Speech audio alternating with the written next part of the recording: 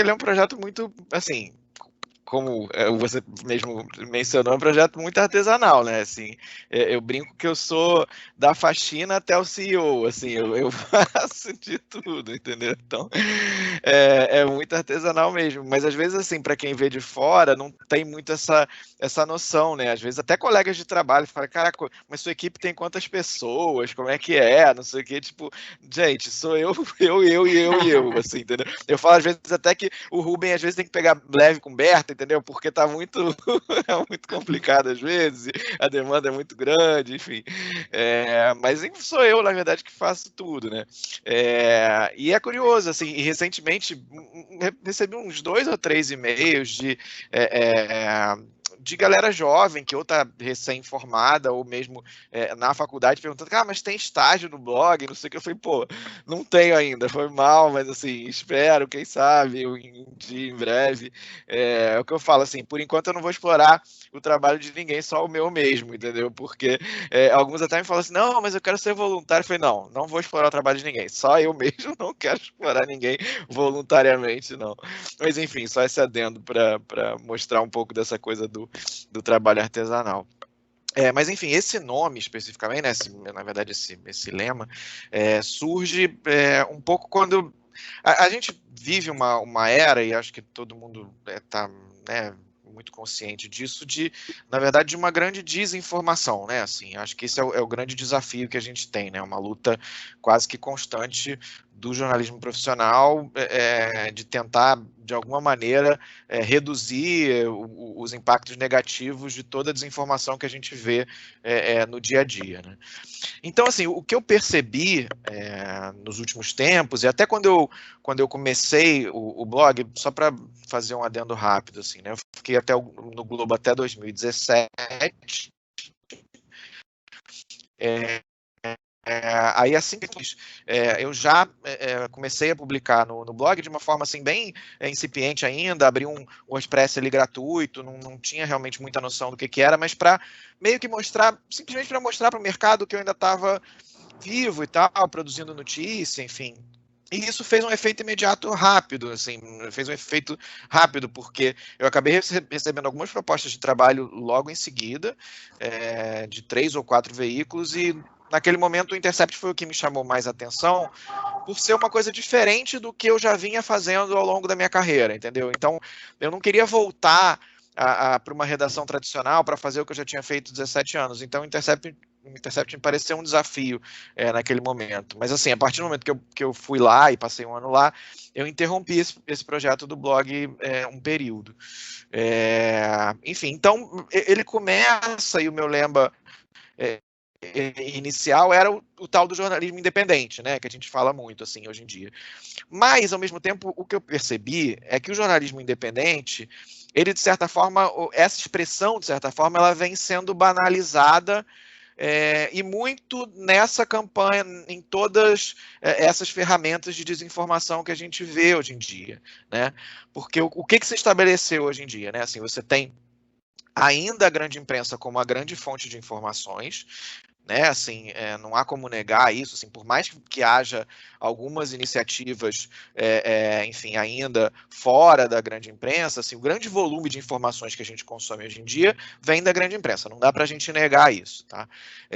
E aí você tem realmente algumas iniciativas que surgem fora desse escopo da grande imprensa, mas ao mesmo tempo você tem uma avalanche enfim, de sites e de youtubers e por aí vai, que passam a se denominar jornalistas independentes, que vão dar a informação de verdade que a grande mídia não dá, e isso meio que banalizou, assim, e muitos não são jornalistas ou estão amando de interesses, enfim, que acabam bancando essas pessoas.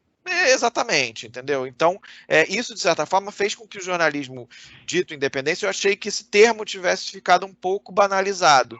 Então, eu não quis entrar nessa mesma leva, exatamente para me diferenciar do que estava rolando de desinformação. Porque é especialmente difícil, né? Por exemplo, por mais que a gente seja conhecido trabalhando 17 anos num grande veículo, dentro do que a gente chama dos coleguinhas, né, da imprensa, para o grande público você acaba não sendo, né, porque assim, principalmente quando você está num veículo impresso ou site, enfim, que você não põe a cara para as pessoas verem, dificilmente as pessoas sabem que foi o Rubem que escreveu aquela matéria. Às vezes as pessoas não param muito para olhar, né, para saber quem é que escreveu. Então, não tem muito você não é muito conhecido. Tem mudado um pouco, tá, ultimamente. Os jornalistas têm ficado mais presentes nas redes sociais, mesmo em grandes veículos, até por uma demanda dos próprios veículos. Mas, assim, isso não era uma coisa muito constante na minha carreira. Então, assim, eu tenho que meio que me apresentar para as pessoas todo dia. Tem pessoas que me conhecem naquele dia, quando leem uma matéria minha, que alguém repassou para elas em alguma determinada situação, enfim. Então, eu meio que preciso me apresentar, meio que, enfim, embasar todo aquele trabalho que eu tô passando, enfim. E isso faz com que eu tenha que me diferenciar de alguma forma. Então, já comecei pelo próprio lema mesmo, o jornalismo artesanal. Em primeiro lugar, porque realmente o trabalho que eu faço é artesanal, eu não faço um trabalho de volume muito grande, porque é muitas vezes o que acontece, assim, o que acontece, às vezes a gente fala muito em sites de desinformação, que traz mentira mesmo, fake news, mas você tem muitos sites que simplesmente fazem copia e cola de grandes veículos, e aí conseguem fazer um grande volume de notícias, ou com notinhas pequenas, enfim, e não era a pegada que eu queria fazer. Eu queria fazer o meu site ser um site só de conteúdo original exclusivo.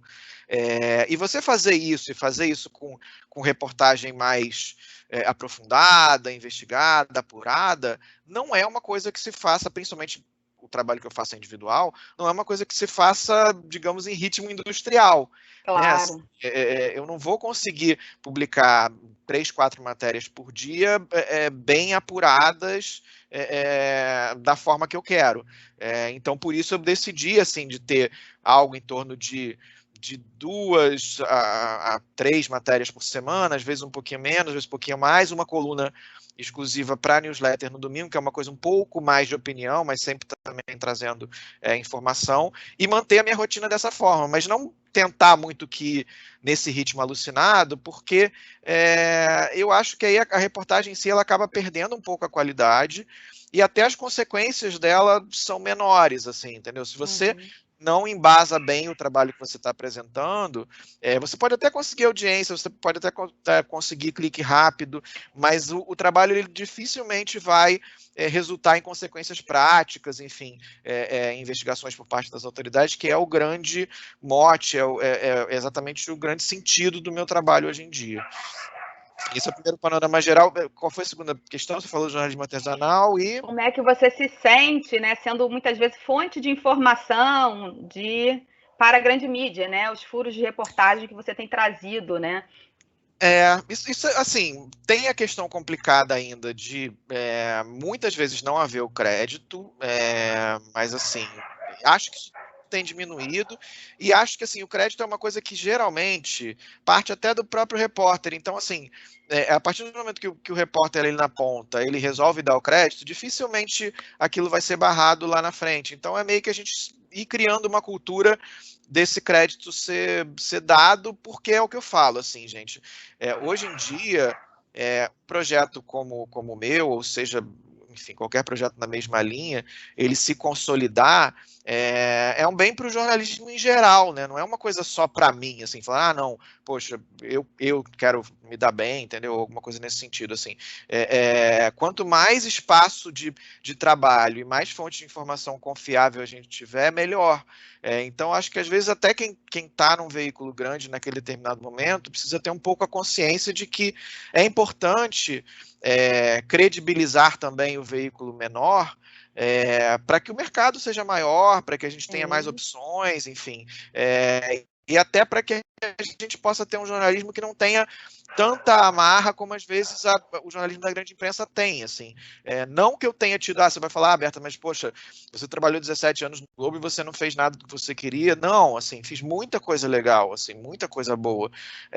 Mas hoje em dia eu tenho uma independência e uma liberdade de escolha das minhas pautas muito maior do que o que eu tinha. Então eu me sinto muito mais gratificado com o trabalho que eu faço hoje, vejo muito mais as consequências do trabalho que eu faço hoje do que nos 17 anos que eu trabalhei no Globo, entendeu? Então, acho que é fundamental também a gente passar a ter a consciência de que quanto mais a gente ampliar esse universo de fontes de informação, melhor, assim. E outra coisa que é legal de a gente entender também é que um veículo, seja qual for ele, né, se ele realmente for um veículo de informação confiável, se ele tiver um profissional confiável por trás dele, assim, ele é um veículo que merece crédito como qualquer outro grande, assim, e esses veículos ditos, entre aspas, menores, eles também não podem ser taxados como fonte de informação que você simplesmente pega aquilo, publica, como se não tivesse uma origem, né? Assim, exatamente, isso é muito exatamente. desagradável também, né? Assim, houve uma origem, teve alguém que apurou aquilo ali, e para aquilo ali, né, efetivamente gerar uma notícia posterior, enfim, esse primeiro panorama geral é por aí. E no seu caso, assim, não é nem só quem apurou, né? A pessoa que investigou, né? Que realmente conseguiu o furo mesmo, né? De reportagem, né? Eu acompanho o seu trabalho já há muito tempo, né? E eu vejo que algumas vezes você se queixa disso, né? Que às vezes a coisa vai para a grande mídia e não te dão crédito. E há pouco tempo eu li uma matéria, acho que foi do Globo, deve ter sido do Globo, e que eles colocam conforme apurado, que eles colocaram conforme apurado pelo blog do Berta. Eu achei super bacana. Que é isso, né? Tem que dar o crédito. Olha, quem fez a investigação, quem fez a apuração foi o outro veículo, né? Pequeno, menor, independente, enfim, né? Mas muito legal. Não sei se a Paula está podendo fazer a pergunta, Paula, como é que está a conexão dela? Ela meio saiu. Vocês estão me ouvindo bem agora? Sim, então manda lá, Paula. Em primeiro lugar, Rubem, desculpe o atraso. Que a gente ainda não se conhece assim de papo virtualmente, né? Mas eu trabalho com a Lu, né? E as minhas disciplinas, eu trabalho com legislação e ética em comunicação e legislação e ética em jornalismo, especificamente. Técnica de redação jornalística e teoria do jornalismo, né? Que a gente faz uma série de reflexões realmente sobre o pensar jornalístico. Aí, o que eu digo para você? O que eu pergunto para você? Nessa questão do jornalismo investigativo, né?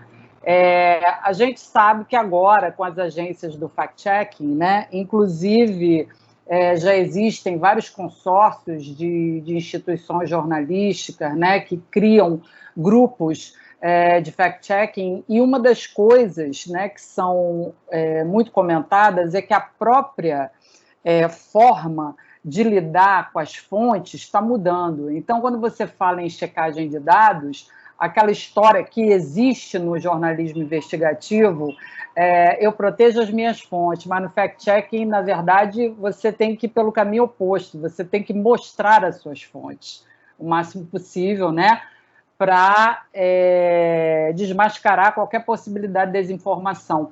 Como é que você vê esse processo do fact-checking junto, em paralelo com o jornalismo investigativo, nesse processo de mudanças que a gente está vivendo até no paradigma jornalístico?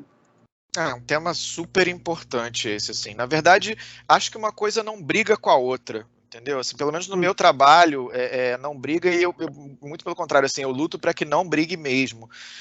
Como é que funciona, né? Para a gente entender, assim, 90% das reportagens que eu faço, até mais, enfim, praticamente todas as reportagens, eu me utilizo de documentações que são públicas, assim, é muito raro de eu ter algum caso, eventualmente isso pode acontecer, de algum processo que esteja em sigilo, que alguma fonte possa me mandar, enfim, mas é uma coisa bem mais rara. Mas nesse trabalho que eu venho fazendo, basicamente tudo realmente gira em torno de documentação pública. Então, qual é o papel da fonte, né, entre aspas, em geral? Assim, existem duas formas de eu trabalhar no meu dia a dia. Ou fazendo o meu trabalho de verificação de documentação que eu faço sempre, seja... E aí é aquela rotina que eu já estabeleço de leitura de diários oficiais, enfim, de documentos públicos que eu já costumo acessar, enfim, já tem uma rotina pré-estabelecida que independe da fonte, ou a fonte, no meu caso, ela é um ponto de partida para uma reportagem. Então, como obviamente eu não vou conseguir ver tudo o tempo inteiro, aquela fonte que já acompanha o meu trabalho, que já sabe da credibilidade do trabalho, ela vai me dizer, olha, Berta, olha aquilo ali porque ali tem um problema. E geralmente ela me aponta um documento que é público, mas que, enfim, por algum motivo eu não acessei ou não vi, então aquilo serve como um ponto de partida para mim. Só que isso lá na frente, no resultado final da reportagem, o que eu costumo fazer sempre é ou fazer o link para o documento original, ou colocar o que a gente chamava antigamente na redação de rasgadinho, que é como se fosse um print, né, daquele determinado trecho de documento, enfim. Sempre procurar referenciar aquela informação. E por algum motivo chegou a ele, seja dando uma gulgada e aí, enfim, pelo nome de alguém, algum personagem de alguma reportagem minha, algo nesse sentido, e aí a pessoa chega a mim, ela vai ter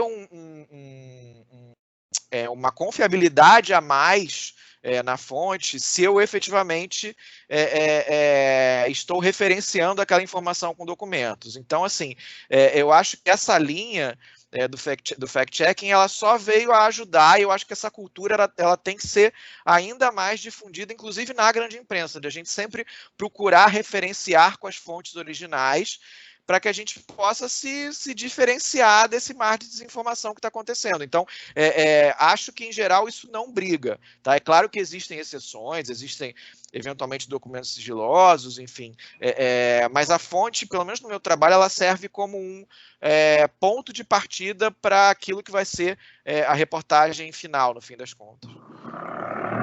Gente, vou apagar rapidinho o vídeo só aqui porque a minha luz apagou sem querer, mas eu vou acender e volto. Tá bom. Já temos 2 pessoas com mão levantada. Eu vou dar a voz para vocês, Luana e Júnior. E tem uma perguntinha aqui no chat também. Beleza, Berta. A gente tem, primeiro que o chat, né, tem várias pessoas falando, sou seu fã, você é minha meta de carreira, o povo tá aqui, todo mundo te elogiando, viu? Só não tem, por enquanto só não tem a parte do dinheiro, mas tomara que um dia o objetivo é esse. E nem vaga de estágio, né? Como você falou, não adianta me pedir estágio. Mas quem sabe, né? Vamos torcer para o projeto se consolidar, mas é uma luta todo dia. Eu acho que você traz, né, como tudo que você está falando, um dos paradigmas que você está quebrando é aquela ideia de que na internet tem que ser jornalismo meia boca, né? Ninguém quer fazer nada sério, não tem leitor para um jornalismo, né, investigativo na internet. Então, eu acho que isso é um bom exemplo, né, de que se pode fazer, sim, jornalismo de qualidade. E como você fala, como você não tem um compromisso com aquela rotina, com a coisa da produção industrial, você pode se dedicar, né, mergulhar numa investigação com mais tempo, e o resultado acaba aparecendo, né? Não tem como não aparecer. Vamos lá, a Luana foi a primeira a levantar a mãozinha. Vai lá, Luana, abre o áudio e faz a sua pergunta.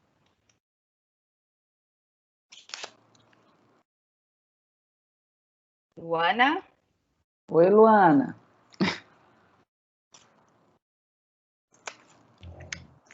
Bom, vamos passar... Me escutam? Agora sim, vai lá. Agora foi. Esse meu mouse aqui tá ridículo, deixa eu tirar ele aqui. Bom, boa noite, primeiramente, né, a professora Paula, a professora Luciana, ao Rubem. É uma honra estar mais uma vez em mais uma segunda de palestra com vocês.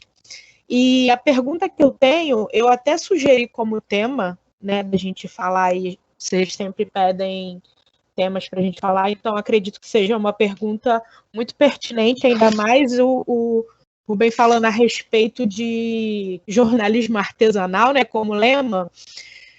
Como poderíamos começar isso assim para um jornalismo local, né, para alguém, um profissional iniciante, como ele pode cavar essas informações públicas quando elas são, vamos dizer assim, manipuláveis? Como a gente começa a procurar, né, o pulo do gato. A gente está sempre ali acompanhando o diário e tal, as documentações, mas quando você sugere que a gente possa olhar outras coisas que possa ser comparado, vamos dizer assim, para a gente fazer um jornalismo bem apurado, né, de forma que a gente possa realmente ser responsável por aquilo que a gente vai publicar. Legal. Assim, como eu falo, falando de jornalismo local e especificamente da minha rotina, como eu já citei anteriormente, e isso é uma coisa legal de fazer, assim, se você se interessar por essa área, meio que fazer desde sempre, assim, de procurar tomar, enfim, colocar um pouquinho na rotina e começar a olhar um pouco essas coisas que no princípio parecem um pouco assustadoras, assim, né? Você olha um diário oficial, por exemplo, você fala, caramba, que sopa de letrinha é essa aqui e como é que eu vou me situar e achar uma notícia aqui dentro, né? Então, é legal desde sempre procurar olhar volta e meia esses veículos para poder realmente ir tomando gosto com aquilo e ir buscando a notícia. Assim, só a experiência mesmo do dia a dia é que vai saber, vai te levar efetivamente a achar as notícias ali dentro, né? Não é uma fórmula mágica, assim, eu estou há 20 anos lendo esse negócio, até que seja de um determinado momento você já sabe onde estão os principais problemas. Então, nessa minha rotina, basicamente, o que não pode faltar nunca, né? Diário oficial do governo do estado e diário oficial da prefeitura do Rio, isso é o básico para mim. O ideal é que eu olhasse outros municípios também, então, de repente, se você for de fora do Rio, assim, a cobertura, por exemplo, da Baixada, em termos de administração pública ainda é muito pequena, então todo um caminho que tem aí para ser visto, enfim.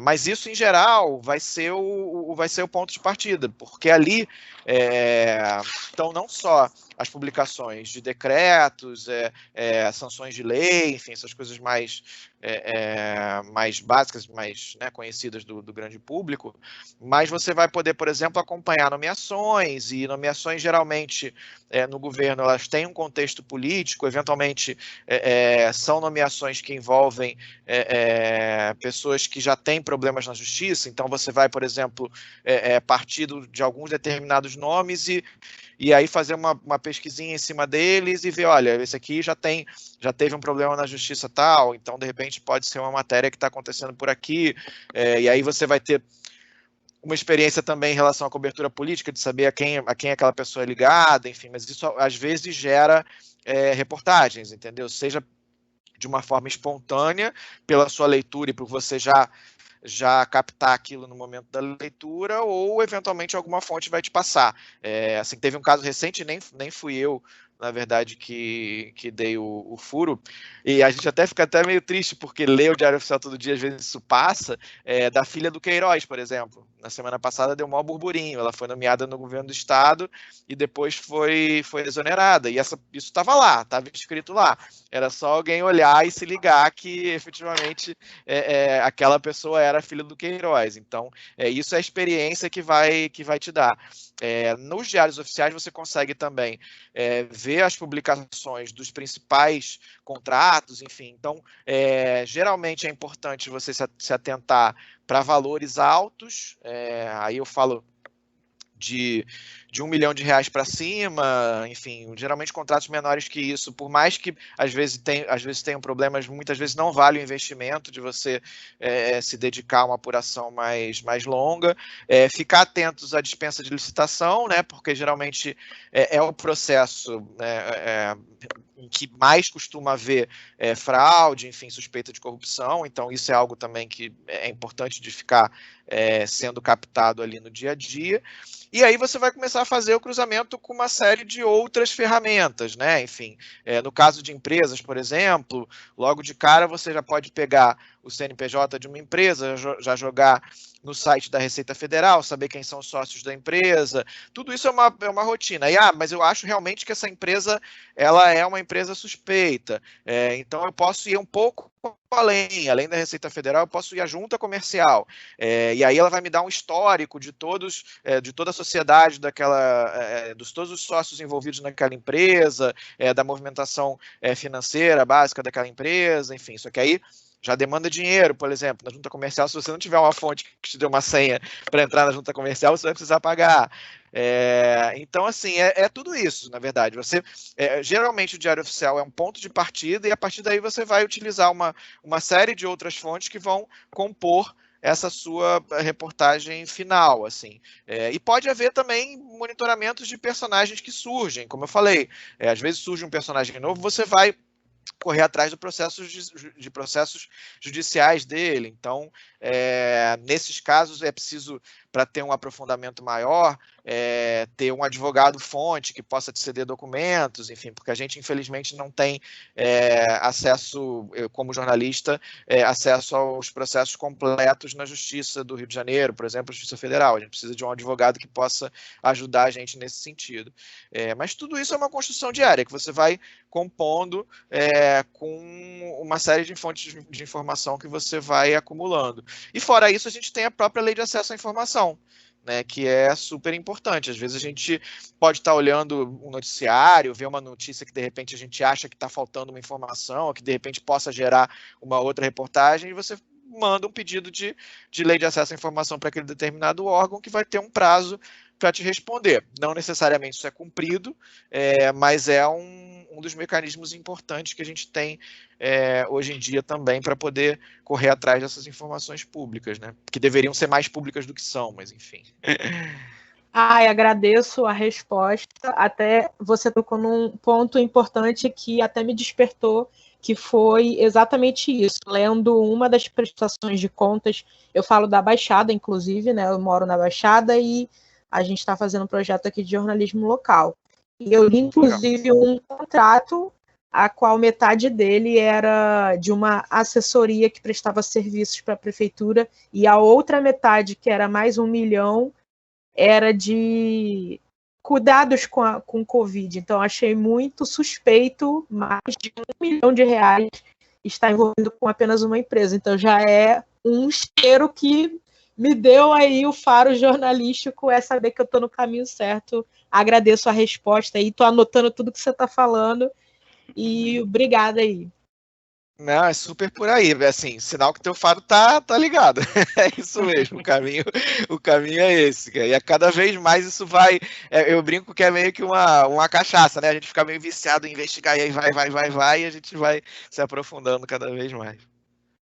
Legal. Obrigada, Luana. Eu vou dar agora a voz ao Júnior, que já tinha levantado a mão também. Depois eu e Paula vamos lá no chat, né, Paula? Que tem umas perguntinhas. E o Janderson levantou a mão agora. O Janderson fica aí na fila. Paciência, tá? Guarda um pouquinho. Vamos lá, Júnior. Tá com você a palavra. Olá, boa noite a todos. Primeiramente, queria deixar aí minha gratidão, né, a Alberta, a Paula e a Luciana por nos proporcionarem essa oportunidade ímpar aí de aprendizado. Berta, no seu Twitter, você comenta, né, sobre uma crítica que diz ser pertinente, né, onde lá a gente lê. Berta, mas na função de repórter é escrever matéria e ponto. Jornalista não deve se posicionar, cobrar ninguém. Apura, ouve os dois lados, faz a reportagem e acabou. Aí você começa comentando, né, que na sua visão não tem fórmula. E diz que quando se está empregado em um grande veículo é natural fugir de posicionamentos, mas que é possível, né, poder se assumir como um ser pensante, mesmo para os mais jovens. Então, nesse sentido, qual seria o seu conselho para os focas, né, nessa linha que parece tão tênue entre se posicionar e ser imparcial? Legal, cara. Enfim, realmente, eu demorei aí muito tempo para poder ter a liberdade que eu tenho hoje, né? Assim, mas eu acho que vale um pouco do que eu uso para mim, eu acho que vale também para quem está começando, assim. Eu acho que o principal, se você quer se posicionar, é sempre ser informativo. Se você está trazendo informação junto com o seu posicionamento, já meio caminho andado para você também não ir simplesmente para gritaria. Assim. Eu sei que muitas vezes a gente fica indignado com muita coisa e que a gente simplesmente só quer gritar, só quer xingar, só quer, enfim, é o que a gente, né, ainda mais no país que a gente está vivendo, realmente é difícil a gente não ir para essa linha. Mas assim, e isso, como eu falei, vale tanto para quem é mais experiente, mas acho que mais ainda para quem está começando. Se você se posicionar trazendo informação, acho que já é um meio caminho andado para você também não descambar para alguma coisa que possa, de repente, te prejudicar dentro do teu próprio veículo, ou algo nesse sentido. Porque hoje a gente vive meio que um dilema, né? Eu acho que já tinha um pouco isso na época que eu estava no Globo, enfim, e hoje em dia eu acho que cada vez mais. Os veículos, eu sinto que eles, de certa forma, eles querem que os seus repórteres estejam presentes nas redes, porque isso significa mais audiência, isso significa, né, mais, enfim, conhecimento dos profissionais, e audiência hoje em dia acabam movendo, né, boa parte do impulso dos veículos, mas, ao mesmo tempo, é claro que existe uma preocupação de aquele posicionamento do repórter, enfim, do jornalista, acabar se confundindo com o posicionamento do veículo, né? Então, eventualmente, você pode ser repreendido por algum posicionamento que extrapole um pouco uma linha tênue, como você falou ali, entre a informação e simplesmente, de repente, se indignar ou demonstrar um posicionamento para o lado A ou para o lado B. Hoje em dia, e isso talvez venha um pouco da minha passagem pelo Intercept, que apesar de ter sido meio conturbado, eu acho que eu trouxe um pouco isso para mim, assim, eu acho que assim, é muito difícil e é muito hipócrita a gente falar em jornalismo imparcial, tá? Assim, porque, e aí eu não estou falando de a gente se posicionar e dar opinião, assim, eu estou falando até da escolha das pautas, assim, a partir do momento que você escolhe uma pauta, de certa forma você já está sendo parcial. Ainda que é possível ser parcial, entre aspas, mas cumprir as normas jornalísticas, entendeu? Assim, não é porque eu me posiciono de uma certa forma que eu não vou escrever uma reportagem que vai conter todos aqueles conceitos jornalísticos né, que a gente aprendeu na faculdade, que a gente traz para a vida da gente como jornalista. Então, acho que uma coisa não ataca a outra, apesar de muitas vezes as pessoas acharem isso. Assim.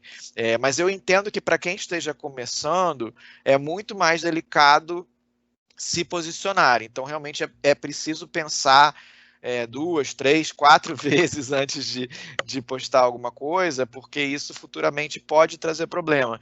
E principalmente se você tiver com vontade, né, de trabalhar na área de fact-checking, assim, porque uma coisa que acontece, que já vi acontecer em muitos casos, né, são jornalistas que trabalham com fact-checking, aí fazem um determinado texto que desagrada A ou B, e aí tem as redes sociais devassadas, e aí vão pegar um tweet da pessoa de 2016 que falou que o fulano era isso ou aquilo, entendeu? Então, principalmente nessa área de checagem de fatos, é muito delicado se posicionar nas redes sociais, até por isso que talvez eu tenha fugido um pouco desse fact-checking mais cru, assim, né, dessa linha mais crua de fact-checking que está muito, que na verdade é a linha do jornalismo fora de redação hoje em dia, é o fact-checking, assim, é o grande mercado, né, assim, fora das grandes redações. Fora isso, é muito difícil ainda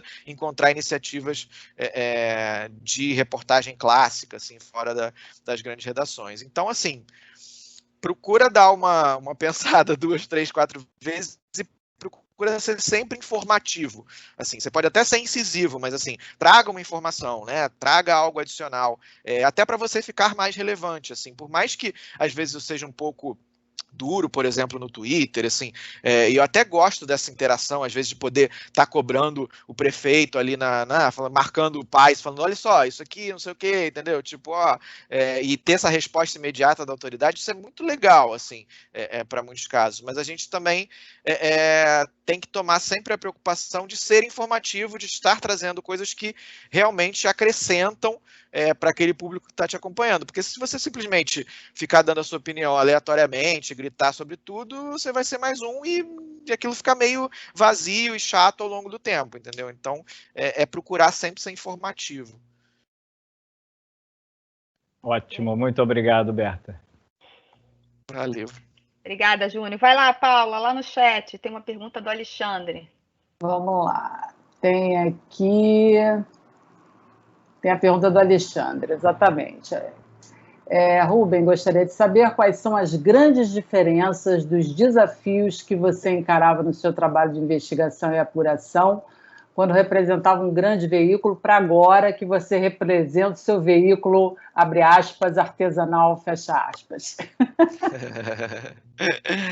Então, na verdade, assim, o que eu digo, assim, né? O que é o grande pró, né, do meu veículo atual, assim, é poder definir as minhas pautas, poder apostar nas coisas que eu realmente acho que são importantes e não necessariamente estar atrelado ao que a gente chama daquela pauta do dia que muitas vezes consome, né, a grande imprensa está sempre um pouco a cargo daquilo que já aconteceu, então fazendo um pouco sempre a cargo da consequência de algo que já aconteceu. Então, o legal do meu trabalho agora é poder não estar, não ter que me vincular a essa pauta do dia e poder me dedicar a investigações que não necessariamente vão ser aquelas da pauta do dia que está dando mais audiência. Então, até o que eu digo, volta e meia, assim, se eu tivesse, por exemplo, no Globo, dificilmente eu teria feito a cobertura que eu fiz dos gastos na saúde, que geraram o prêmio, e não só o prêmio, mas que geraram uma série de investigações que assim, foram a base, foram o início de todo o processo que levou ao afastamento do governador, mas isso só aconteceu porque eu estava olhando coisas que geralmente não se olha, entendeu? Assim, porque as pessoas estão muito de olho no que está acontecendo no dia a dia e acabam esquecendo da investigação, né, do que não é falado. Então, acho que esse é o grande pró. É poder me pautar para as coisas que eu realmente acho relevantes e que acho que vão causar um impacto positivo na sociedade. O contra, assim, claro que o principal é a limitação de recursos, então, assim, e ainda mais agora, durante a pandemia, porque eu realmente tenho ficado muito em quarentena mesmo, então isso limita o trabalho, assim, meu trabalho de rua hoje em dia é muito pouco, 95% do meu trabalho é em casa, olhando documentação, lendo, quase que todos os dias, incessantemente, assim, então, a parte do trabalho de rua, que é um pouco a parte mais humana, ela ficou um pouco esquecida nesse meu momento atual de trabalho, assim. Talvez isso em algum momento volte, até também com o eventual arrefecimento dessa pandemia eu possa estar mais na rua, mas também ainda vai ter um pouco de limitação de recursos. Isso depende um pouco do crescimento do projeto em algum momento se tornar financeiramente viável. Então, acho que esse é o principal ponto negativo, assim.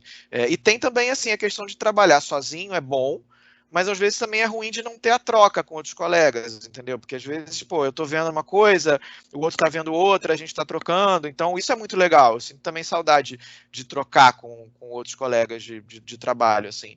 É uma coisa que me faz falta hoje em dia num trabalho individual, assim. Eu, às vezes um pouco cansa, né, ter que estar falando comigo mesmo, assim, o dia inteiro.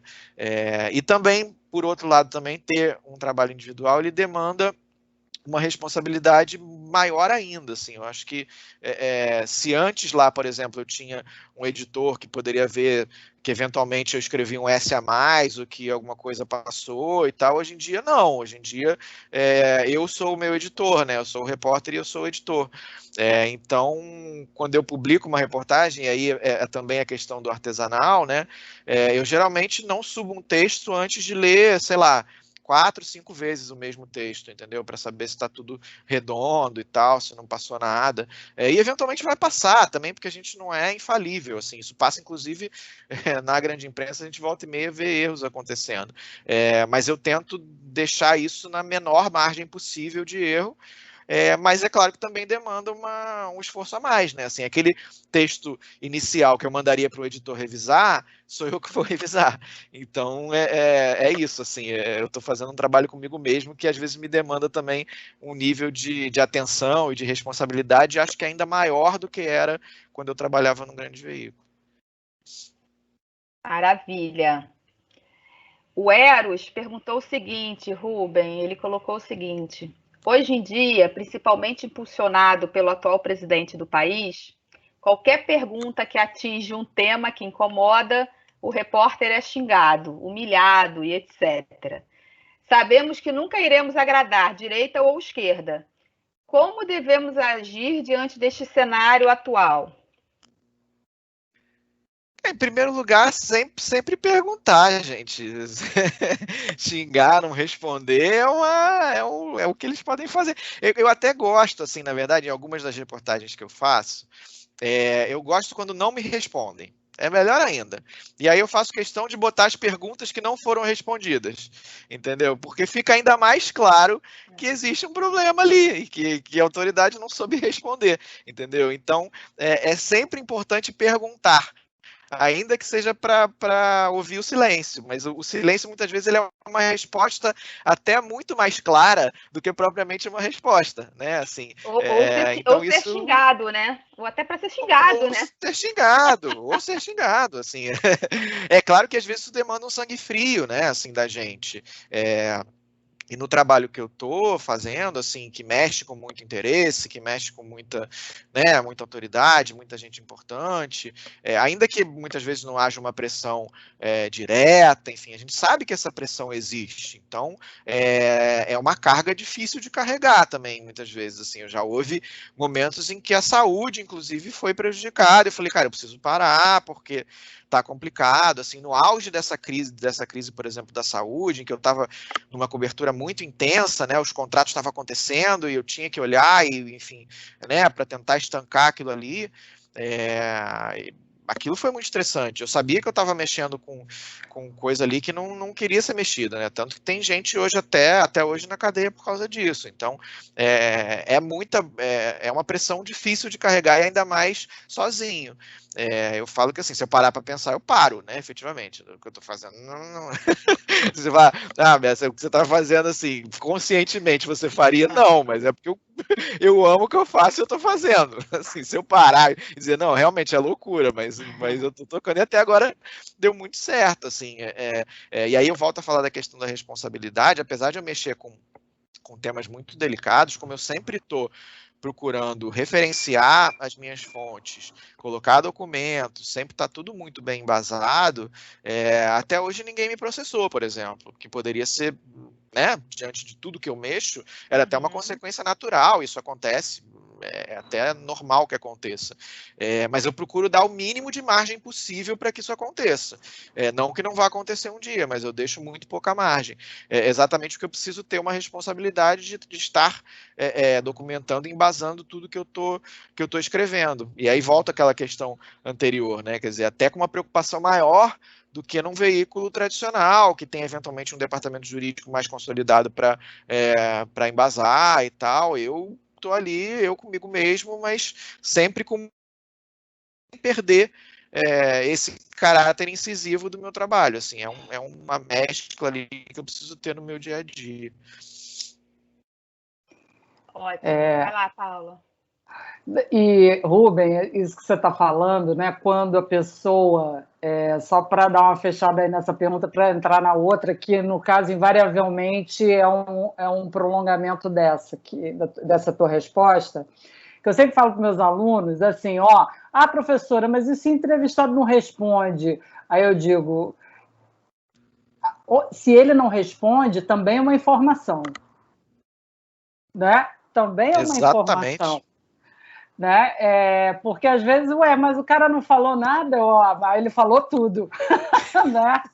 Exatamente. Possivelmente a melhor pergunta da entrevista é a que ele não respondeu. É a que ele não respondeu, que ele ficou com cara, né? E a questão do que o Eros está falando, né? Que a gente nunca vai agradar a direita ou a esquerda, porque o jornalismo não está lá para agradar, né? Porque, às vezes, quem está nas respectivas bolhas acha que o jornalismo está agradando um lado ou está agradando o outro. Mas, no momento que ele não está agradando os dois, aí entra na história da pergunta sem resposta. É sinal que a gente está indo no caminho certo, né? Sim, não, se a gente está apurando sempre, enfim, se está fazendo o trabalho correto, jornalístico ali, enfim, isso independe. É o que eu falei. É claro que, às vezes, no meu trabalho, por exemplo, é isso. Eu escolho minhas pautas, eu escolho meus alvos, entre aspas, então já tem alguma coisa ali que já faz parte da minha rotina. Mas eu não descarto A ou B, enfim. Claro que o meu posicionamento ideológico, o meu posicionamento de vida, se você me acompanhar nas redes, por exemplo, você vai saber. Entendeu? Mas assim, eu não preciso também. Eu não preciso deixar isso, sabe, evidente, fechar as portas para a pauta A ou para a pauta B, enfim, isso não. É que isso não desvincula, que é uma outra coisa que eu falo muito com os meus alunos. Olha, as pessoas podem ter posicionamentos, os veículos podem ter posicionamentos, mas nunca é descartado o compromisso com a informação. Exato. Ele está sempre ali, né? Exato. E até falando em grandes veículos de comunicação, a gente vai para a pergunta do Gabriel Souza, que ele fala em grandes veículos, né, de comunicação em que você trabalhou, já ocorreu de ser silenciado sobre alguma matéria ou exclusão de citação de pessoas em determinadas matérias, em determinadas narrativas, enfim.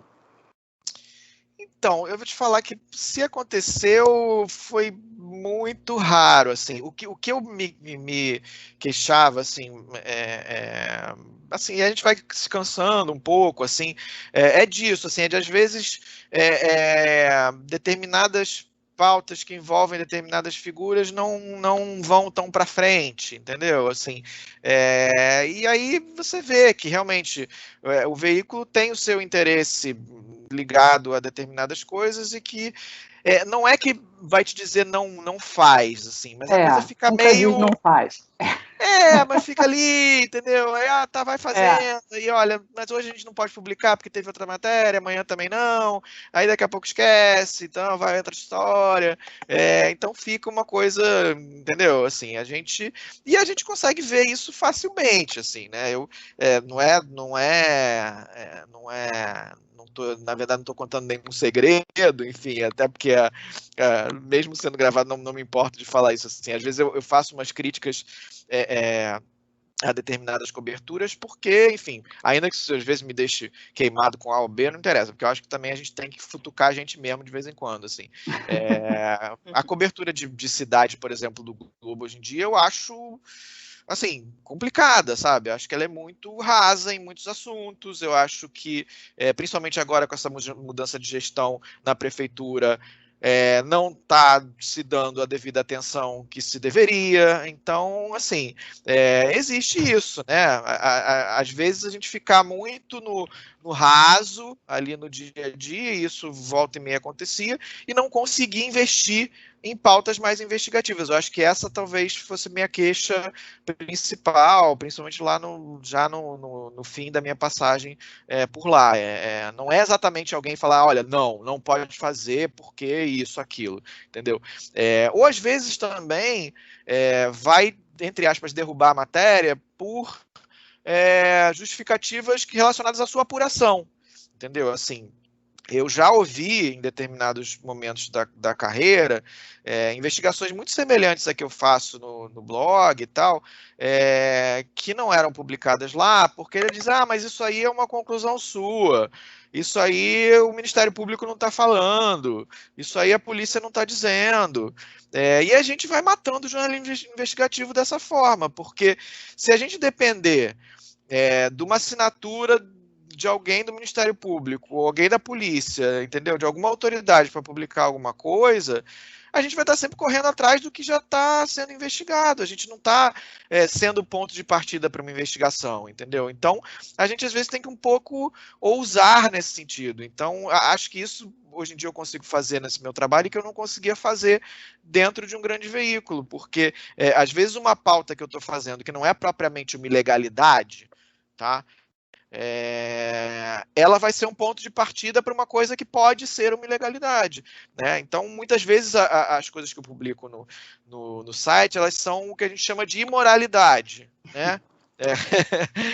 Aquilo, poxa, para pegar a matéria mais recente que eu publiquei, por exemplo, a prefeitura está quebrada, mas os secretários municipais estão recebendo gratificações. Então, faz sentido você, sabe, apertar o servidor que está de carreira, que está trabalhando lá há anos no município e que agora teve a sua contribuição de aposentadoria aumentada, e ao mesmo tempo você está remunerando com salários altos os funcionários comissionados, né? São aqueles que não são de carreira na prefeitura, que são de indicações políticas. É legal? É legal, perfeitamente legal.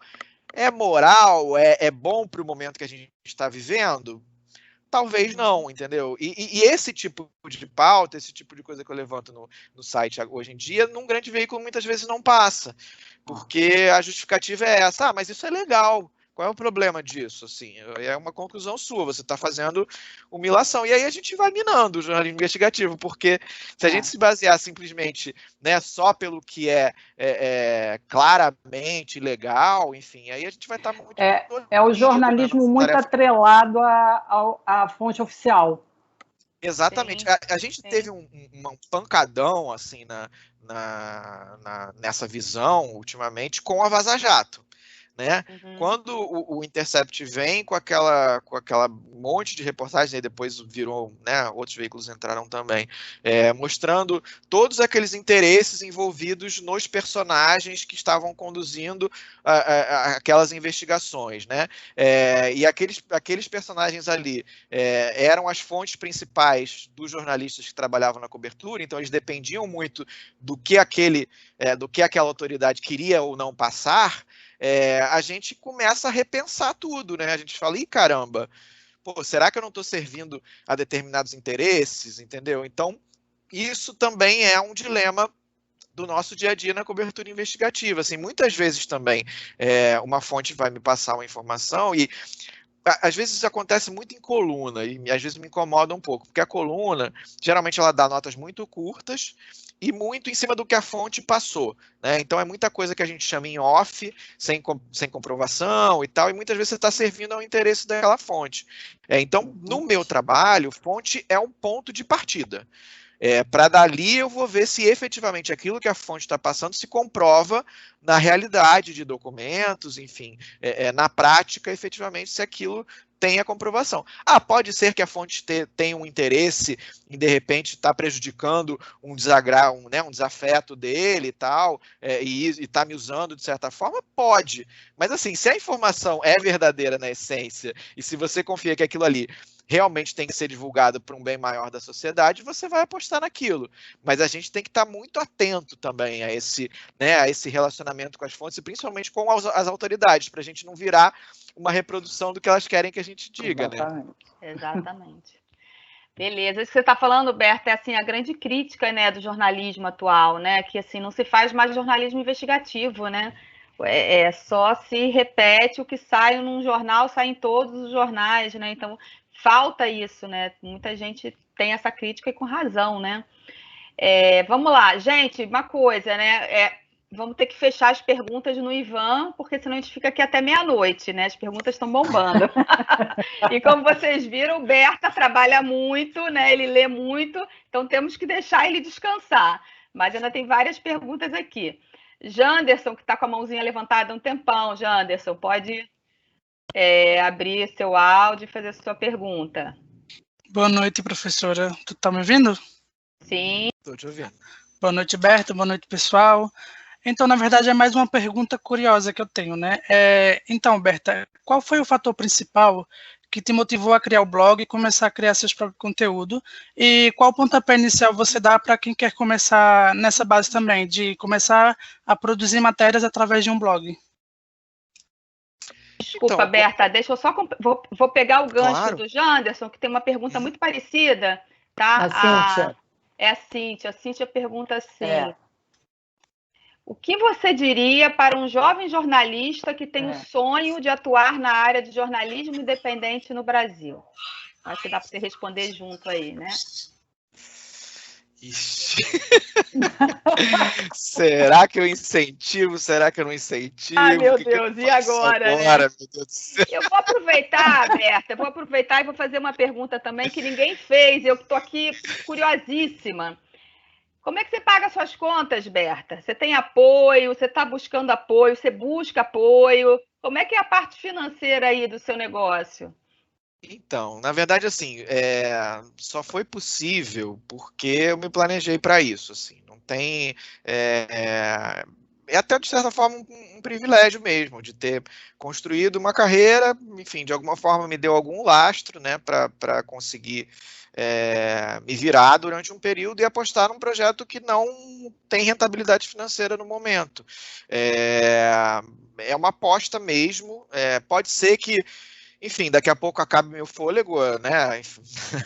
É aquilo. De vez em quando surge uma coisa, outra e tal, a gente vai se virando. Eu também já fiz um planejamento para poder, pelo menos aí, né, a minha ideia inicial era 1 ano e meio, agora já está chegando a 2, e assim, meio ali enfim, vamos embora. Mas segurando ainda um pouco a onda, porque o que eu acredito em termos de viabilidade financeira de um projeto como o meu, assim.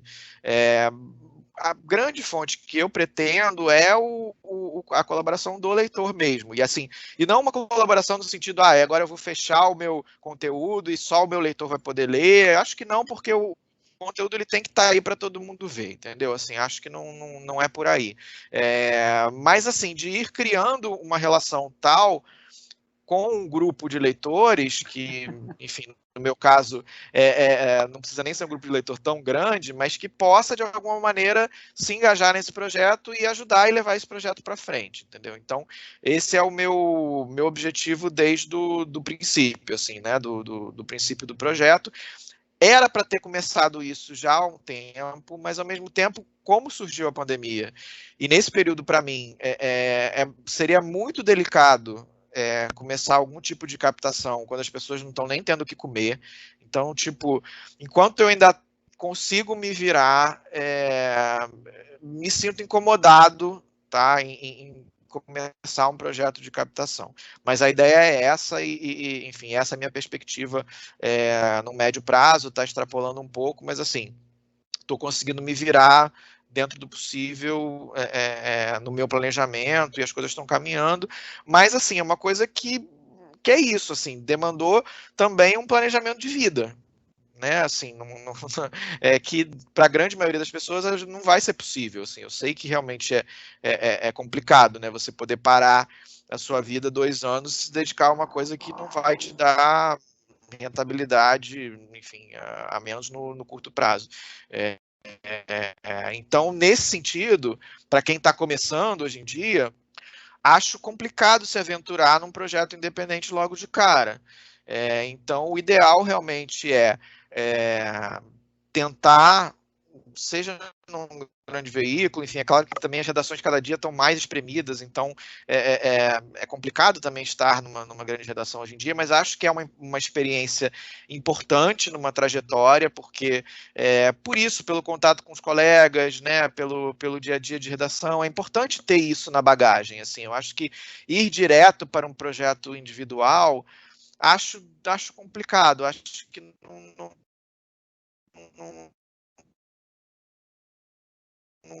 vale a pena.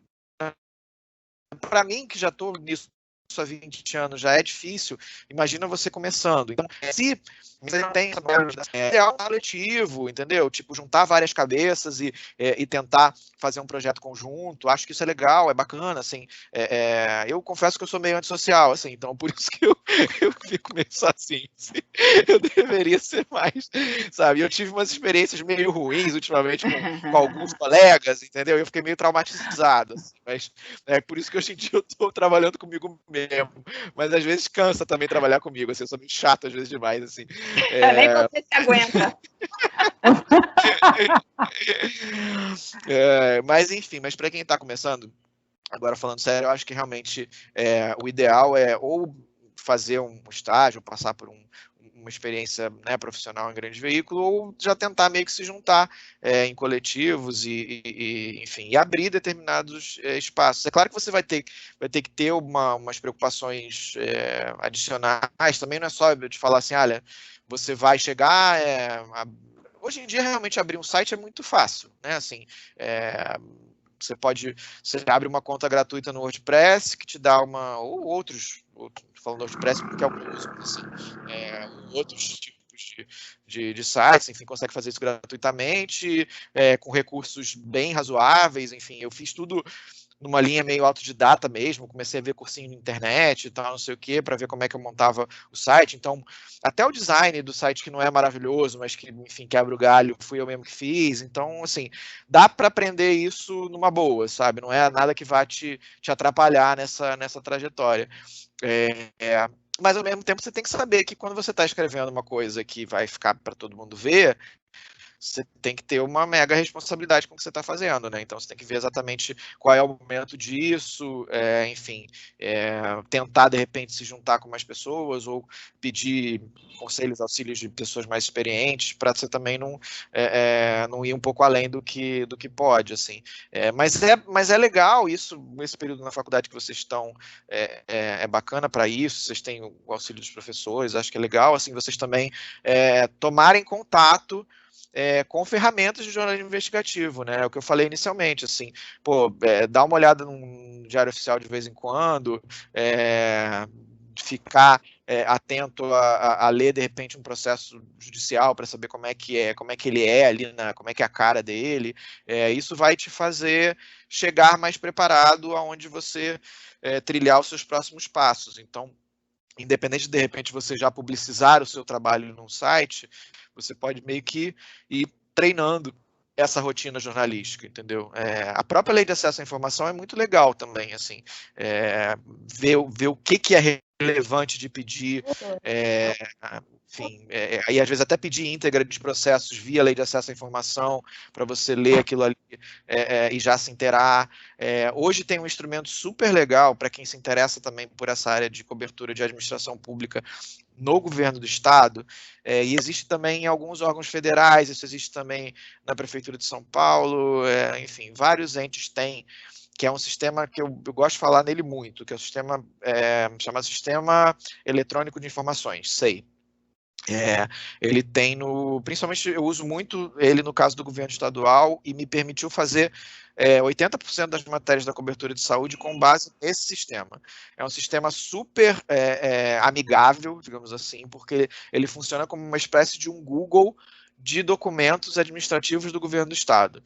Então, se você jogar, por exemplo, vacinas nesse sistema, você vai ver todos os documentos que tramitaram internamente no governo do estado que tem referências a vacinas. E aí, claro que é um trabalho de formiguinha. Então, também quanto mais você tiver foco na informação que você está procurando, melhor, porque aí você vai, né, conseguir chegar mais fácil a uma informação, porque aquilo vai te gerar um volume de documentos gigantesco. Então, aí você ir vendo no dia a dia qual é exatamente o seu foco.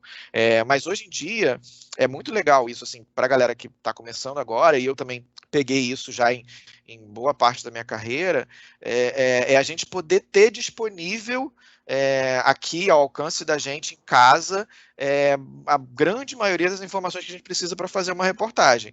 É claro que, como eu falei, o ideal é você conciliar isso com um trabalho de campo, que hoje em dia está prejudicado, né, seja pela questão da pandemia ou, eventualmente, no meu caso, por uma falta de recursos. Mas essa parte toda de embasamento, muito disso você consegue hoje em dia na internet. É só você começar a achar os caminhos. Então, isso é muito legal hoje em dia, assim. E às vezes fala, não, mas aí fazer jornalismo hoje em dia é mais fácil do que era há 20 anos. Até pode ser, mas assim, não acho que isso seja ruim, não, tá? Porque a gente tinha também uma cultura lá no passado de que o repórter tinha que, de repente, colar numa fonte da polícia e ser amigo daquele sujeito lá, do delegado, ou seja lá do que for, para poder ganhar uma informação. E hoje em dia, cada vez menos a gente precisa disso. A gente não precisa ser amigo de fonte para conseguir informação. É claro que, às vezes, isso acontece, tem determinados repórteres que adotam essa linha. Mas hoje em dia é muito possível você fazer um bom trabalho investigativo só baseado em fontes públicas. Então, isso eu acho um barato assim na profissão hoje em dia. Rubem, tem a pergunta da Ana Carolina, que eu acho que você já respondeu antes, né? Sobre o acesso às informações durante a apuração. Você sente que esse acesso era mais fácil quando você estava em nome de uma grande mídia, né, do que como jornalista artesanal? Você chegou a responder isso, né, que agora é você por você mesmo, né, que quando você trabalhava num grande jornal, que aí você tinha o respaldo de uma revisão do editor, né, você tinha o respaldo do departamento jurídico da empresa jornalística, agora não tem. Então, Ana, ele já tinha respondido. Só posso até completar, assim, tá? Acho que ela talvez tenha falado especificamente da questão do acesso à informação. Sim. Hoje em dia, por exemplo, eu tenho muito mais fontes do que eu tinha na época do Globo. Mas, assim, a imensa maioria das minhas fontes, assim, eu não sei quem são. São fontes anônimas. Porque eu disponibilizo todos os meus contatos no site. Chato, porque isso de certa forma me expõe, todo mundo tem o meu contato, mas ao mesmo tempo é uma necessidade do meu trabalho que me traz muito fruto. É uma coisa que talvez eu não tivesse tanto no Globo, assim, eu não tinha muito essa interação direta com a minha fonte, entendeu? Porque às vezes é complicado você, né, a não ser que o repórter esteja no dia a dia convivendo com aquela fonte e tal, muitas vezes a fonte primária ela tem dificuldade de chegar até o repórter. Então, hoje em dia, na verdade, melhorou muito mais do que era. É claro que às vezes, por exemplo, hoje em dia, pelo trabalho já ter 2 anos ininterruptos e tal, muita gente já me conhece a mais, né, do que conhecia anteriormente, ainda que, como eu digo, volta e meia eu tenho que me apresentar para um novo leitor que chegue. Mas isso acontece, assim, também. Por exemplo, quando eu faço uma reportagem que envolva assessorias de governo federal ou de outro estado, eu tenho que me apresentar. Aí eu digo, olha, eu sou o Rubem Berta, que fui repórter do Globo durante tanto tempo, e que, enfim, hoje em dia tem um projeto, tal, não sei o quê, e linko. Porque isso, de certa forma, me dá, sim, uma credibilidade, né, enfim, diante, de repente, de um como eu falei, dessa avalanche de veículos de desinformação, ou que tem pouca preocupação com a apuração que a gente vê. Então, de certa forma, ter trabalhado na grande imprensa me traz um pouco mais de credibilidade do que se eu não tivesse trabalhado, entendeu? O Ivan, agora a pergunta do Ivan, como você mantém a saúde mental diante do seu volume de trabalho? Essa foi boa. Saúde mental? Oi? Gente, saúde pandemia, mental. A física, cara, me complicou a física, assim, já. Como eu falei, principalmente nessa pandemia, acabei descobrindo que eu tinha pressão alta, coisa que eu não tinha antes, assim, agora virei hipertenso durante essa pandemia. E com picos de questões de saúde mesmo nas épocas de maior estresse. Então, é um desafio todo dia, né? Conseguir regular isso, porque, como eu falei, à medida que você solta uma reportagem, você sabe que você está criando problema, né? Hoje em dia até estava comentando, agora há pouco, no tweet de uma colega da Veja, enfim, que é super combativa também, a Marina,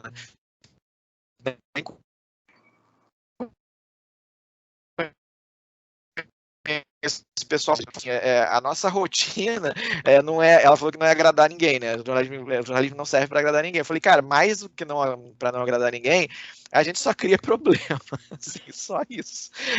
A gente não faz uma matéria para chegar no dia seguinte e falar, poxa, que matéria legal que você fez, obrigado, assim, e o seu alvo da matéria vir te elogiar, assim, não tem. Se vier, porque a matéria saiu errada, você fez alguma coisa errada. Porque essa é a essência do jornalismo investigativo, né? Tem que incomodar, senão não está fazendo investigativo, Exatamente, assim, quando eu falo às vezes, olha só, se né, a determinada autoridade está colocando na rede social dele a matéria daquele determinado veículo, é porque aquela matéria não é grande coisa não, entendeu? Porque se o próprio, né, se a própria autoridade está fazendo aquilo, é porque, enfim, ela está tendo seu interesse, enfim, contemplado naquela reportagem, que não é a essência do que deve ser o jornalismo em si, né? Eu acho que mais do que o jornalismo investigativo, assim. Ainda que a gente tenha muitas linhas, é claro, também, a gente não pode, né, simplesmente focar no jornalismo investigativo. Você tem diversas áreas e aí realmente em outras áreas você tem uma relação mais amigável com a fonte, enfim, na cultura, por exemplo, claro, você vai entrevistar, né, um artista, uma pessoa, e ele naturalmente vai gostar da matéria e vai ter uma relação boa com você, isso não é problema nenhum. Mas no caso de jornalismo investigativo é meio difícil, assim, a gente só traz problema e claro que isso traz consequências para a saúde mental do dia a dia e enfim, às vezes saber desligar é muito difícil, né, porque aquilo fica rodando na cabeça o dia inteiro, e ainda mais eu que é isso, assim, eu sou o meu veículo, né? Então, eu ia falar isso agora.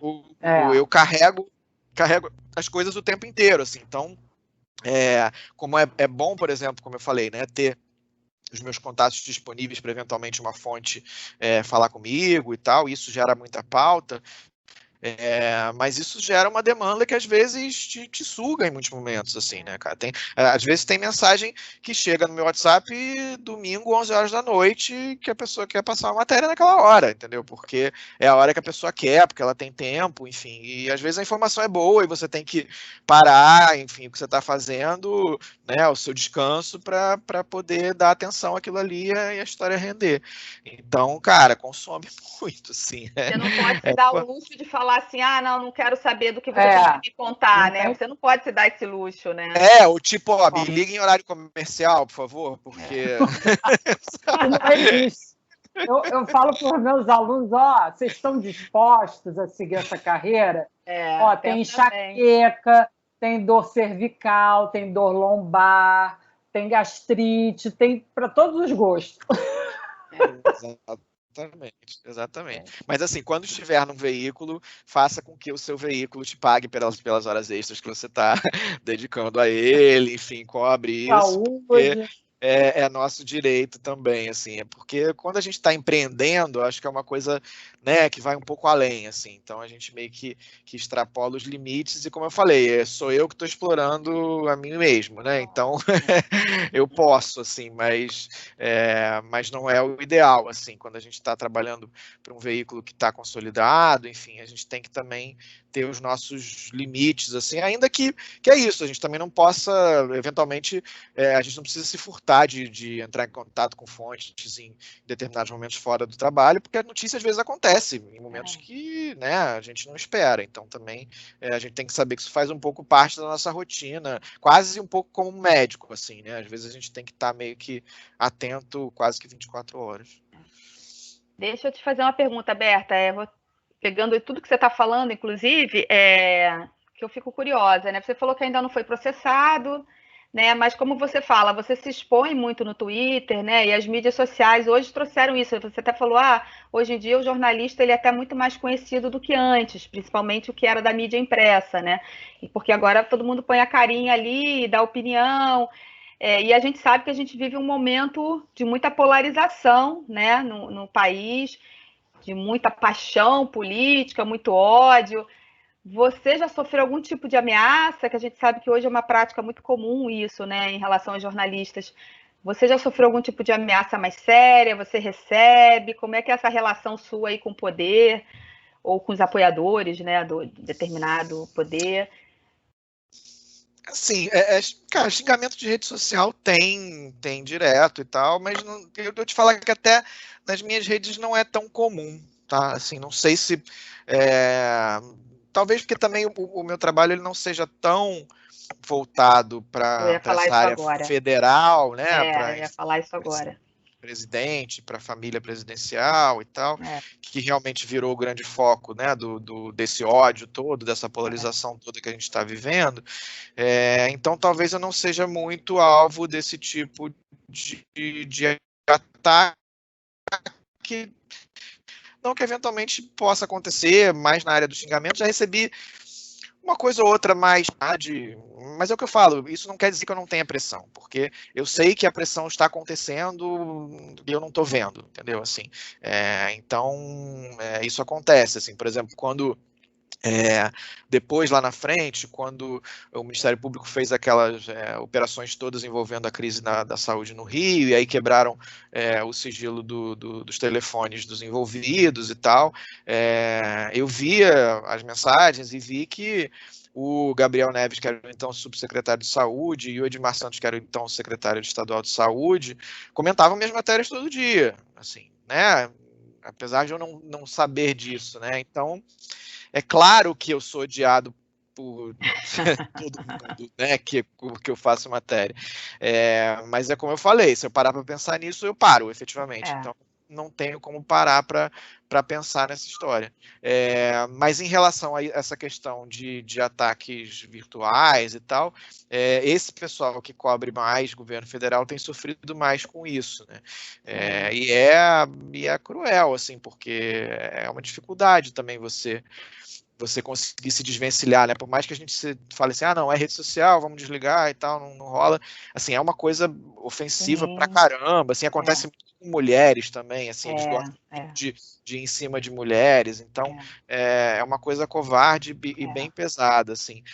Nessa cobertura da saúde, né, no Rio, foi engraçado, porque como eu fiz muita coisa que envolve o Witzel, e o Witzel virou um desafeto do Bolsonaro, né, apesar de na eleição né, terem uma mesma pegada, depois eles viraram desafetos, acabou que eu até fui meio que... o pessoal até gostou, né? O blog teve uma época de sucesso nas redes bolsonaristas, assim, entendeu? E é engraçado esse contato com esse pessoal, porque eles costumam receber tanta fake news e tanta bobagem todo dia, que nessa época, especificamente um deputado, ele começou a compartilhar muito as minhas matérias e falar das minhas matérias. E aí, muitos seguidores desse deputado começaram a ler as minhas matérias. E alguns a me seguir e tal. E eu me lembro muito bem de uma mensagem que eu recebi de uma senhorinha que entrou lá na minha página do blog no Facebook e mandou uma mensagem. Falou, tô lendo suas matérias e tal, acho muito, né, pertinente, mas eu queria saber se você realmente existe. Aí eu falei, não, existo, sou repórter e tal, assim, a biografia você pode ler no meu site, tá lá. Gente, é o nível da coisa, mas para você né? ver o nível da loucura, entendeu? Porque assim, é um mar de coisas que eles recebem o tempo inteiro, apócrifas, e vão compartilhando. Então, quando eles recebem uma coisa verdadeira, eles até meio que duvidam, apesar de não pararem de compartilhar as coisas falsas. Eu ia falar isso agora, né? Que é tipo assim, mesmo que seja um robô, mas eu vou compartilhando o que está me dizendo, eu vou dando ok, porque o importante é reforçar a minha ideologia política, né? Exatamente. Assim, eu até tenho no meu WhatsApp, eu faço parte de um grupo desses, porque às vezes me dá entendeu? Só para eu saber o que está acontecendo, assim, é assustador, mas dá um choque de realidade na gente, né? E assim, o volume de audiência que esses sites têm, em geral, é muito alto, assim. Então, comparado com o volume do meu site, enfim, que é um site pequeno, é uma distorção absurda, porque é muito mais chamativo, entendeu? Assim, a notícia falsa ela é muito mais chamativa que a notícia verdadeira. Então, eles conseguem O Sleeping Giants vem fazendo uma campanha legal no sentido de desmonetizar, né, esses sites, então eles estão procurando até outros caminhos, a não ser simplesmente os anúncios, mas aí é uma coisa assim, aí você tem um site que você criou um dia com o nome, aí eles apagam aquele site num dia, aí criam outro no dia seguinte com outro nome.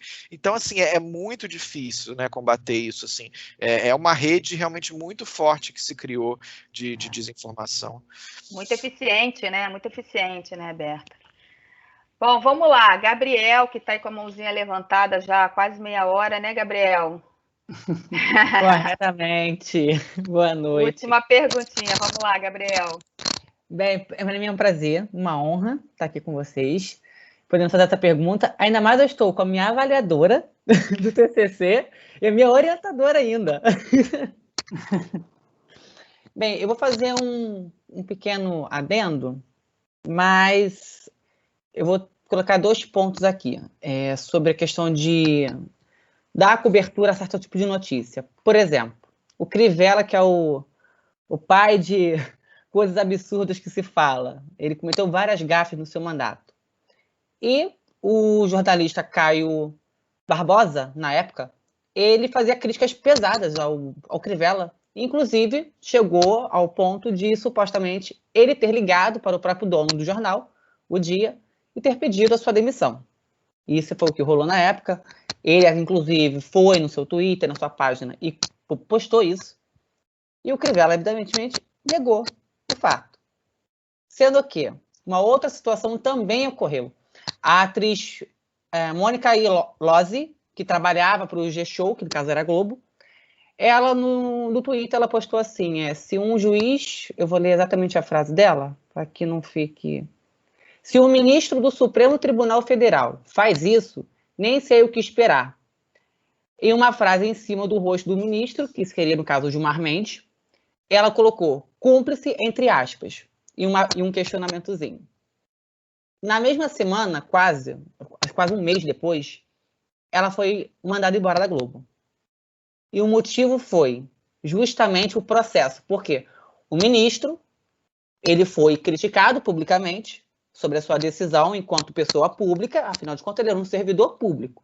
Então a sua atitude pode ser condenada, pode ser questionada, porque ele está sendo pago pelos nossos impostos. Ele é uma pessoa pública. Assim como o presidente, o vereador, estão sujeitos a serem criticados. Não só por um jornalista, mas por uma pessoa civil, um cidadão do seu dia a dia. E ela, no seu papel, ela criticou ele. E ela foi alvejada pela própria emissora, ou seja, você incomodou quem você não deveria. Ela recebeu um processo de quase 40 mil, fora que ela teria que se retratar ainda publicamente, apagando o post e dizendo que o que ela fez foi errado, hoje na sua atuação, no seu modo artesanal. Você vê que como se dá essa diretriz? Até que ponto você é repórter e até que ponto você pode falar como pessoa? Como você dá essa relação também com o veículo? E realmente a justiça, a que ponto você está seguro de que você não vai ser chicoteado, vai ser apedrejado ou por lei, ou simplesmente por alguém que use seguidor, ou qualquer outra pessoa que você às vezes cite, ou faça uma crítica como pessoa ou como repórter? Legal. Tema polêmico. Então, acho que volta um pouco ao que eu vinha falando lá no início, assim, né? É claro que é muito difícil, né? Às vezes isso é uma cultura que a gente tem que ir moldando mesmo, e quanto mais a gente falar de jornalismo para o grande público, mais as pessoas vão entender de que realmente é possível, como eu falei anteriormente, fazer reportagens com método jornalístico e ao mesmo tempo ter posicionamento, enfim, ser um ser pensante sobre a vida do seu entorno, da nossa sociedade, do nosso país, do nosso estado, seja da nossa cidade, seja o que for. Então, acho que é possível conciliar as duas coisas, sim. Sobre esses 2 casos específicos, eu não acompanhei tão de perto. O do Caio eu acompanhei mais ou menos, da Mônica nem tanto. O que eu posso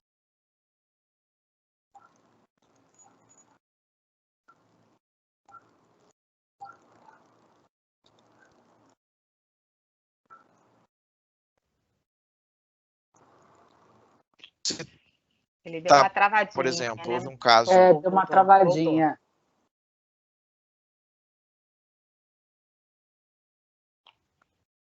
Deixa eu esperar um pouquinho que ele volta. Acho que agora eu voltei. Sim. Foi.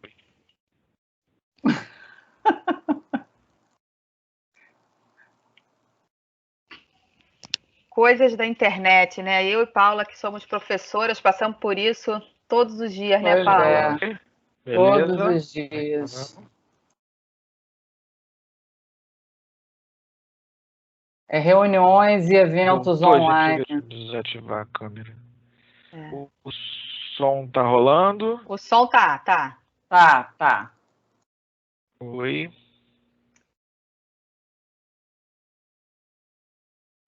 Acho que meio que caiu geral. Não, a gente está te ouvindo, o áudio tá bom. A gente está te ouvindo, o áudio tá bom, exatamente.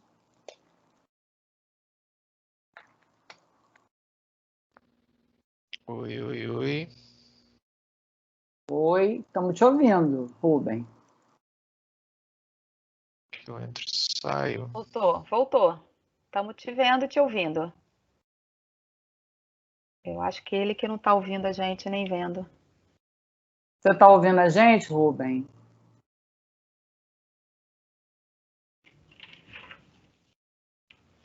Ele saiu para entrar de novo.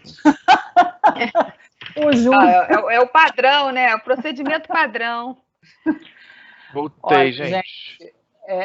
Reunião foi? online, parece reunião do além mesmo, né? Você está aí? Entrei e saí aqui. Entrei e saí. Maravilha.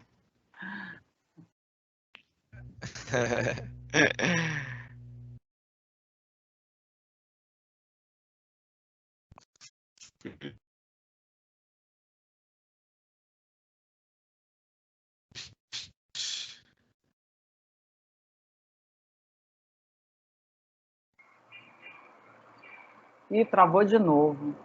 Travou de novo. A conexão dele ficou ruim. Tá rolando? Tá ouvindo a gente? Agora sim. Agora voltou. Foi. Oi, gente. Estão me ouvindo agora? Então. Qualquer coisa eu desativo a câmera se ficar muito ruim a conexão.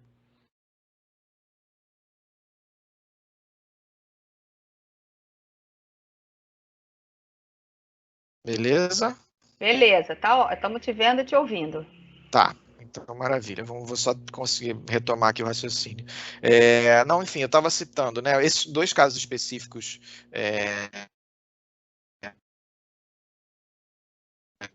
que eles acompanham mais pelas redes. Eu cheguei a fazer uma reportagem na época do Intercept falando sobre um caso específico envolvendo o Jornal Dia e o ex-prefeito Crivella, porque havia algumas referências ao ex-prefeito como bispo licenciado da Igreja Universal no jornal, e isso em determinados momentos incomodou o Crivella, e aí, milagrosamente, essas referências sumiram do online do dia, sumiram enfim, de todas as referências possíveis. Então, realmente, acontece, é possível se dizer que essa interferência, ela às vezes vai acontecer nos veículos, né? Até porque os veículos têm os seus determinados interesses, ainda que a gente não queira que isso seja uma rotina. Né? Sobre o posicionamento incisivo também, mas informativo sem perder o caráter incisivo, mas procurar estar sempre passando uma informação, para não ficar muito nessa lacração simplesmente da rede social, entendeu? Que acho que pode funcionar para alguns determinados casos, enfim, mas eu não vejo no meu viés de trabalho jornalístico, assim, ainda que eu cobre, ainda que às vezes eu seja mais duro e mais incisivo nos meus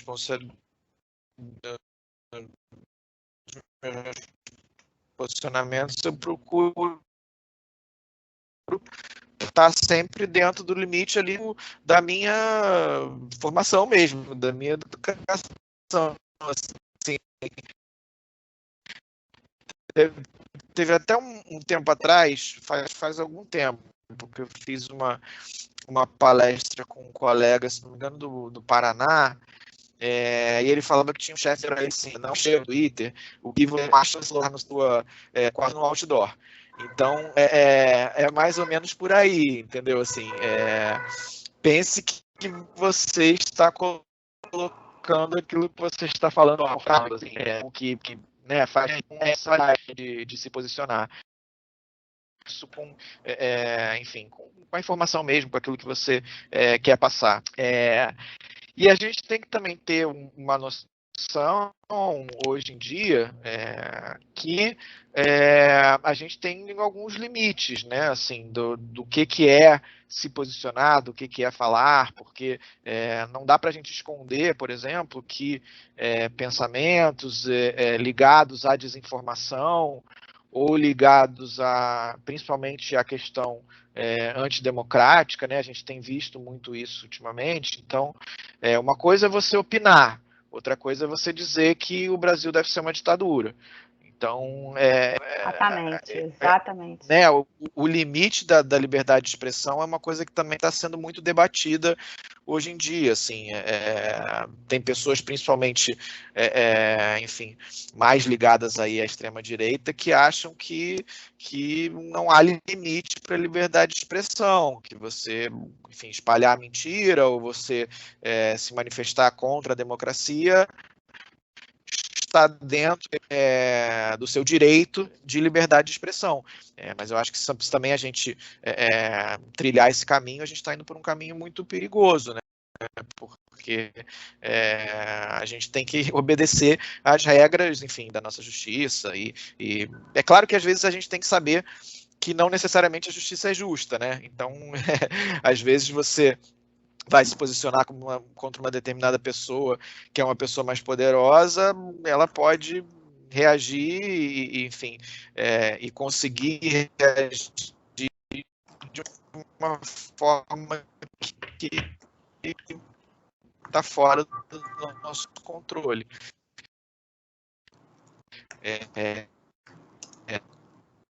Mas acho que é isso, sempre pensar no posicionamento de uma forma, de uma maneira informativa e bem embasada, para a gente também não extrapolar e não ficar também outro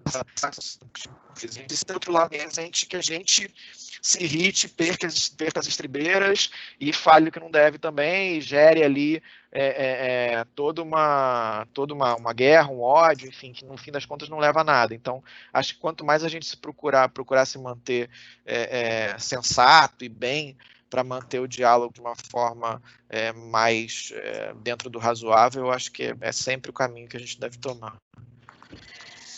Muito obrigado. Maravilha, Berta. Não sei se a Paula quer fazer alguma pergunta final,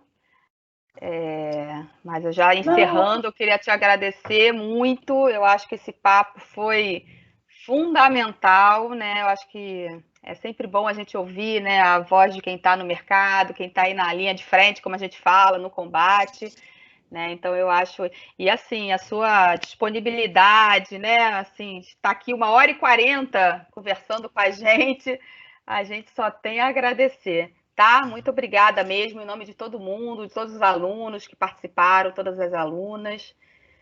Paula, contigo. Rubem, também te agradeço muito, tá? Essa tua disponibilidade, esse teu carinho, né?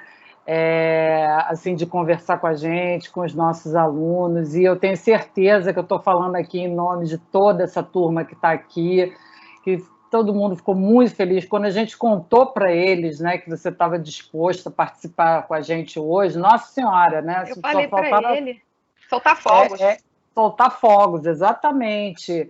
Porque é um pessoal muito legal, tá, Rubem? Não é para falar que são nossos alunos, não, mas é uma galera muito legal, é uma galera muito disposta ao que eu estou falando, sabe? Sobre o que a gente está conversando aqui, de fazer um jornalismo comprometido, sabe? Honesto.